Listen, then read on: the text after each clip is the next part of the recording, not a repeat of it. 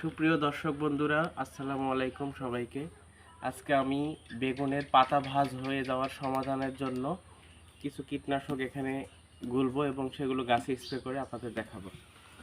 তো আমাদের মাত্র 10টি বেগুনের গাছ আছে। এই 10টি বেগুনের গাছের স্প্রের জন্য আমি মোটামুটি 2 লিটার পানি নিয়েছি। যেহেতু এখন বর্ষার মৌসুম, বৃষ্টিতে যেন ওষুধটি ধুয়ে না যায় সেজন্য আমি এখানে সারফেক্টেন্ট হিসাবে একটু শ্যাম্পু ব্যবহার করেছি। এবার আমি অ্যামামেকটিন বেনজয়েড গ্রুপের যে কোনো কীটনাশক স্প্রে করব। প্রতি লিটার পানিতে 2 গ্রাম হারে মিশিয়ে স্প্রে করব। এবং করে রাখো, একটু পজ করে রাখো, আশা করি কাজ করবে। এখানে 10 গ্রাম আছে, এটা মোটামুটি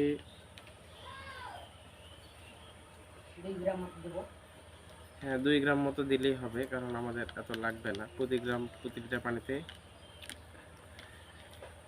কিন্তু সমস্যা হলো যেটা তো নষ্ট হয়ে গেছে, অর্ডার তো বের হয় না। ভালো করে কাটে দাও।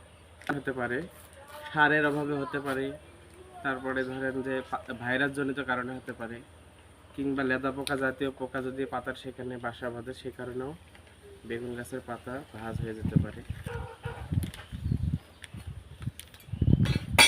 আমাদের কীটনাশকটি প্রায় জমে গেছে, কাজ করবে কিনা সে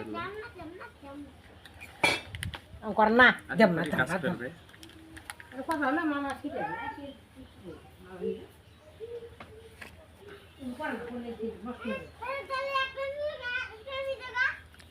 আমি কীটনাশকটি গুলে নিচ্ছি,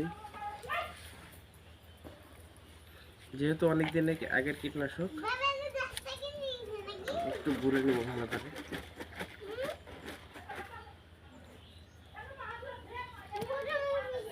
সরাসরি গাছে চলে যাবো স্প্রে দেওয়ার জন্য। বন্ধ করো। 100 দিন পরে আমাদের সেই বেগুন খেতে চলে এসেছি। যদিও ঝোপঝাড়ে অবস্থা খুব একটা ভালো না, পাতা খেয়ে ফেলেছে পোকাতে। এখন এগুলো মোকাবেলা করার জন্য আমাদের একটু ভালো পরিশ্রম করতে হবে। গাছে, বেগুন গাছে কিছু ফুল আছে, তবে কোনো ফল দেখা যাচ্ছে না। ডাউল আনেননি? যে ডাউলটা আনো।